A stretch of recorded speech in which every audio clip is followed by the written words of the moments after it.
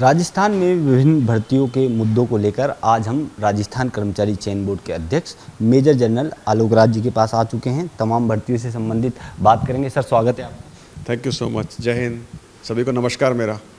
Sir, सवाल ये है कि कई भर्तियां ग्राम सेवक की हो गई, जूनियर अकाउंटेंट की हो गई, सूचना सहायक की हो गई, इनका जो रिजल्ट है वो जिन लोगों का चयन नहीं हो पाता है उसके कारण जो है स्टे लग जाता है, कोर्ट चले जाते हैं अभ्यर्थी जिनका सिलेक्शन नहीं होता है। तो अब कोर्ट में मजबूती से पैरवी करने के लिए या इससे निपटने के लिए क्या कुछ तैयारियां हैं?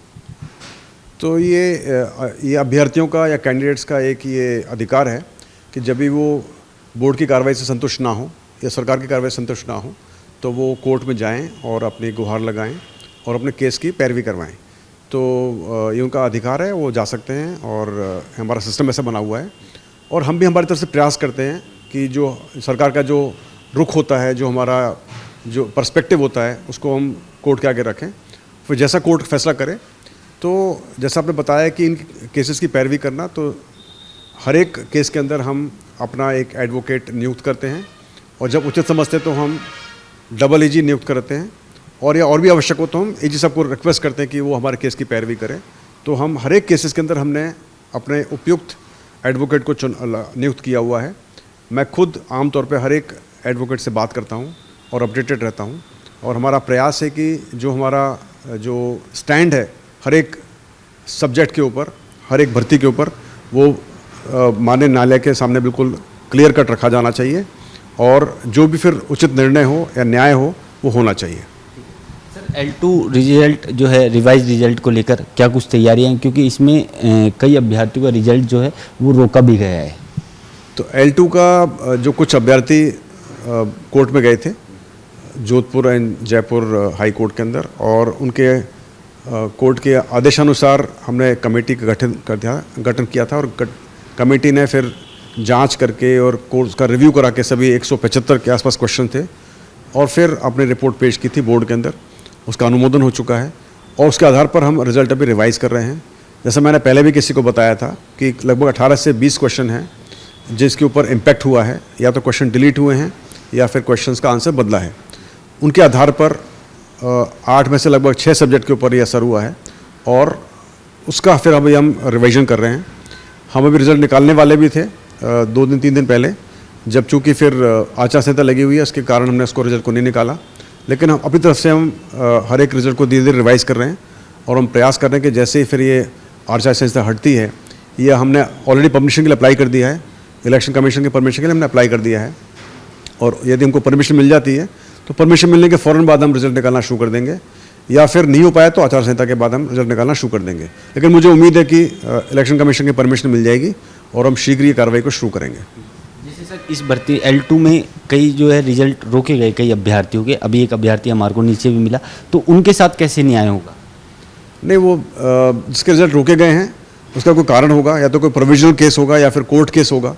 तो ऐसे जो भी केसेस होते हैं उनको निस्तारण करके फिर उनका रिजल्ट निकाला जाता है। तो जब रिजल्ट निकालेंगे अभी सभी रिवाइज रिजल्ट इनका लेवल 2 का, तो साथ साथ में उन बच्चों का रिजल्ट भी निकालेंगे। जैसे सर, जूनियर अकाउंटेंट के ऊपर जो है रिजल्ट पर स्टे लगा हुआ है, तो अगर स्टे हट जाता है तो कितने दिनों में जो है रिजल्ट जारी हो जाएगा? तो जूनियर अकाउंटेंट का रिजल्ट तो निकाल चुके हैं हम, उसका रिजल्ट तो हम ऑलरेडी निकाल चुके हैं और उसकी DV भी चल रही है। और जैसे ही वो स्टे हट जाता है तो फिर जो DT है, department of treasury and accounts है, वो रिजल्ट निकालने के लिए सक्षम होगा और हमको जैसे ही वो अपनी डिटेल्स भिजवा देंगे DV की, उसके फ़ौरन बाद हम रिजल्ट निकाल देंगे। तो हम वेट कर रहे हैं कि वो उसकी DV पूरी कर लें और हमको वो डिटेल्स भिजवा दें, DV की जो डिटेल्स हैं, और उसके बाद में कोर्ट का स्टेट है, उसके बाद ही हम रिजल्ट निकाल सकेंगे। लेकिन फिर ज़्यादा टाइम लगेगा नहीं, जो भी टाइम लगेगा प्रोसीजर में लगेगा, उसके अलावा टाइम लगेगा नहीं। ठीक है सर, एक भर्ती जो काफ़ी सुर्खियों में रही उसका कारण थे आप, क्योंकि उसमें आपने बहुत गहनता से जांच की और जांच का परिणाम ये रहा कि आपने पहले अपात्र लिस्ट निकाली और अपात्र लिस्ट निकाली, जांच की और उसके बाद अब 321 अभ्यर्थियों को नोटिस दिया है। क्या कुछ तैयारियां?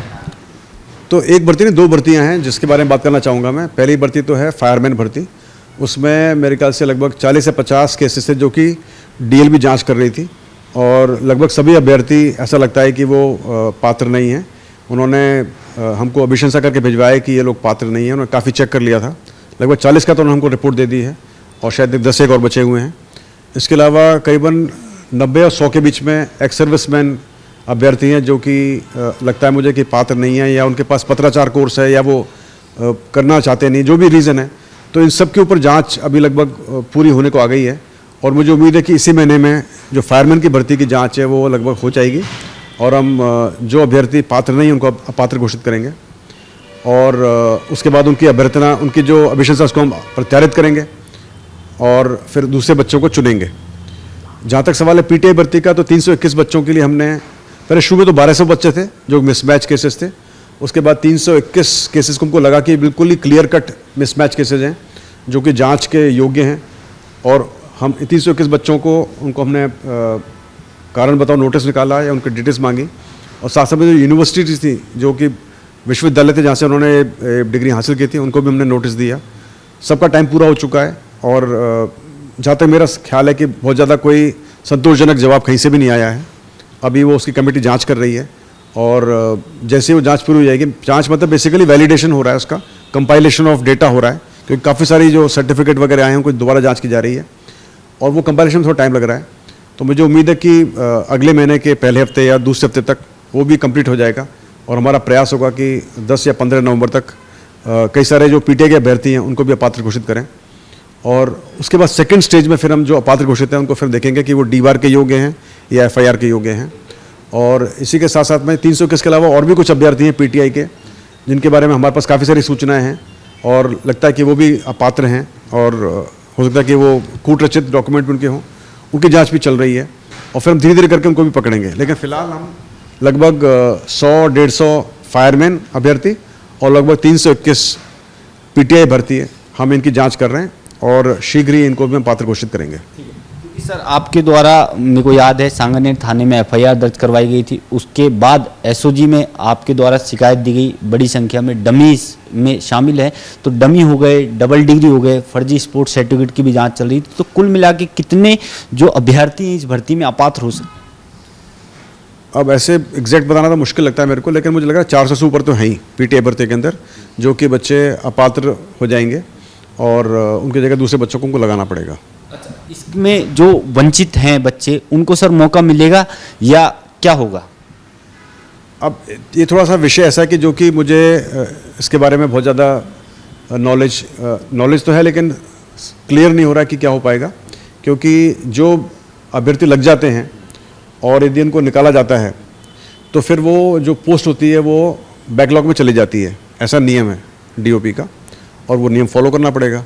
हालांकि मैं प्रयास कर रहा हूँ और हम सब प्रयास कर रहे हैं कि भाई इसमें कुछ बदलाव हो और जो अभ्यर्थी फर्जीवाड़े करके लगे हों उनको माना ही ना जाए कि वो जॉब में लग गए हैं क्योंकि फर्जीवाड़े करके लगे हैं। तो अभी लेकिन इसमें कोई क्लैरिटी नहीं है और मुझे उम्मीद है कि सरकार इस पर सकारात्मक लोग अपनाएगी और हमारा प्रयास होगा कि जो अभ्यर्थी जो वास्तव में जेन्युइन हैं, बोनाफाइड हैं, वो वंचित ना रह जाएं और चूँकि उनके आगे फर्जी अभ्यर्थी आ गए तो उसकी वजह से इनको नुकसान नहीं होना चाहिए, ऐसा हमारा प्रयास होगा। देखते हैं ईश्वर क्या चाहता है वैसे होगा।